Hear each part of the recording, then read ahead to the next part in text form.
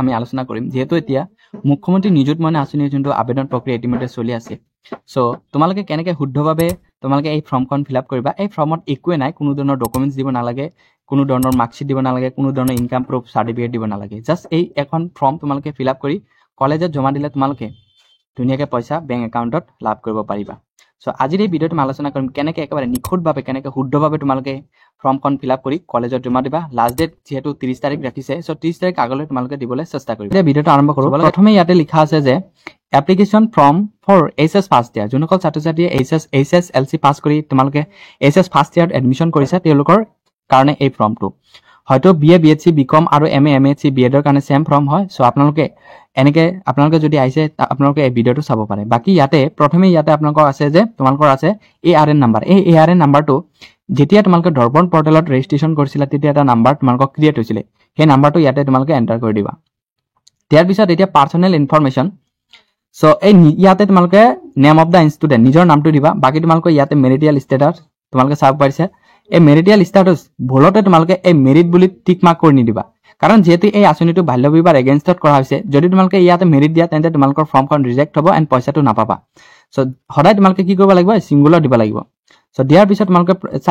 3 number অপচনটো কি কৰিবা ডেট অফ বাৰ্থ নিজৰ ডেট অফ বাৰ্থটো দি দিবা বাকি তোমালোকৰ name of the father's and mother's or guardian so কিছুমান ছাত্ৰ-ছাত্ৰীৰ দেউতা বা মাদাৰ নাই সো তোমালোকক কি কৰা হ'ব তোমালোকে যিকোনো লোকেল গাৰ্ডিয়ানৰ নাম দিবা বাকি ফাদাৰ্স নেম মাদাৰ্স নেম থাকিলে তোমালোকে ইয়াতে এন্টাৰ কৰি দিবা ধুনীয়াকে বাকি ৰিলিজিয়নটো ইয়াতে এন্টাৰ কৰি দিবা বাকি মোবাইল নাম্বাৰটো এক্টিভ মোবাইল নাম্বাৰ দিবলৈ সদায় চেষ্টা কৰিবা যোনটো মোবাইল নাম্বাৰ এক্টিভ আছে সেই মোবাইল নাম্বাৰটো দিবলৈ তোমালোকে চেষ্টা কৰিবা সো ইয়াতে এড্ৰেছ আছে এড্ৰেছ ভিলেজ টাউন তাৰ পিছত পিন কোড দিবা বাকি তোমালোকে ইয়াতে ব্লক তাৰ পিছত টাউন কমিউনিটি মিউনিচিপালিটি ইয়াতে দিলে যোনটো পৌৰসভা হয় যদি কাৰোবাৰ পৌৰসভাৰ তোমালোকে বিলং কৰা তেন্তে তোমালোকে ইয়াতে তোমালোকে কি কৰিব লাগিব এই পৌৰসভাৰ নামটো তোমালোকে দিব লাগিব বাকি ইয়াতে তোমালোকৰ পুলিশ ষ্টেচনটো দিবা পুলিশ ষ্টেচন দিয়াৰ পিছত তোমালোকে ইয়াতে ডিস্ট্ৰিক্ট দিব লাগিব ডিস্ট্ৰিক্টৰ নামটো দিব লাগিব ডিস্ট্ৰিক্টৰ নামটো দিয়াৰ পিছত তোমালোকক কি কৰিবা আধাৰ নাম্বাৰ দিব লাগিব যদি তোমালোকে আধাৰ কাৰ্ড আছে তেতিয়াহে দিবা যদি নাই তেন্তে নিদিবা কিছুমান ষ্টুডেণ্টে মোক কৈছিলে যে মোৰ আধাৰ কাৰ্ড নাই আমি লাভ কৰিব নাই নিশ্চয় তোমালোকৰ যদি আধাৰ কাৰ্ড আছে দিবা নহলে নাই ইয়াতে মেন্ডেটৰি কৰি দিয়া নাই তো সবতকৈ ইম্পৰ্টেন্ট কথা হ'ল যে বহুত ষ্টুডেণ্টৰ কি হৈছে নেম অফ দা এলএসি এই এলএসিটো বুজি পোৱা নাই এই এলএসিটো হ'ল যোনটো ডিস্ট্ৰিক্টৰ তোমালোকে বিলং কৰি আছা যোনটো ডিস্ট্ৰিক্টৰ পৰা তোমালোকে ফৰ্মটো ফিলআপ কৰিছা সেই তোমালোকৰ নিজৰ ডিস্ট্ৰিক্টৰ যোনটো তোমালোকৰ বিধানসভা সমষ্টি আছে তোমাৰ যোনটো বিধানসভাৰ সমষ্টি আছে যোনটো বিধানসভাৰ সমষ্টিৰ তোমালোকে অন্তৰ্ভুক্ত সেই বিধানসভা সমষ্টিৰ নামটো তোমালোকে কি কৰিব লাগিব ইয়াতে ধুনীয়াকৈ লিখি দিবা তাৰ পিছত এতিয়া আহিল যে এডুকেশনাল ডিটেইলছ এই এডুকেশনাল ডিটেইলছত তোমালোকে কি কৰিব লাগিব ইয়াতে এক নম্বৰত আছে name of the institute from which pass so কোনটো কলেজৰ কোনটো স্কুলৰ পৰা তোমালোকে পাছ কৰি আহিছা যেহেতু এই ফৰ্মটো এইচএছ ফাৰ্ষ্ট ইয়াৰ কাৰণে তো যোনটো স্কুলৰ পৰা তোমালোকে এইচএছএলচি পাছ কৰিছা সেই স্কুলৰ নামটো ইয়াতে এন্টাৰ কৰি দিবা লাষ্ট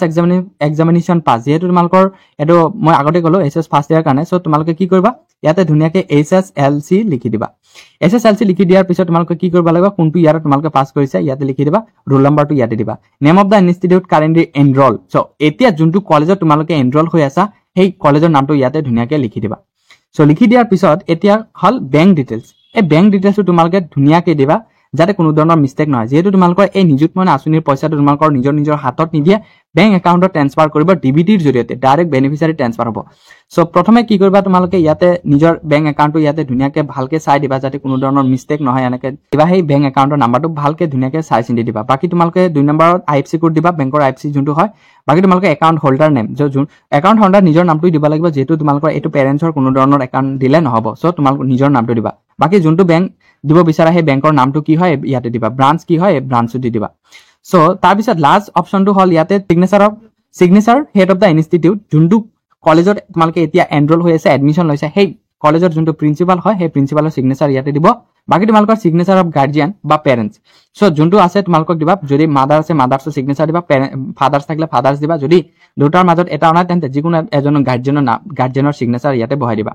বাকি তোমালোকৰ নিজৰ সিগনেচাৰটো ইয়াতে ধুনীয়াকৈ লিখি কেনে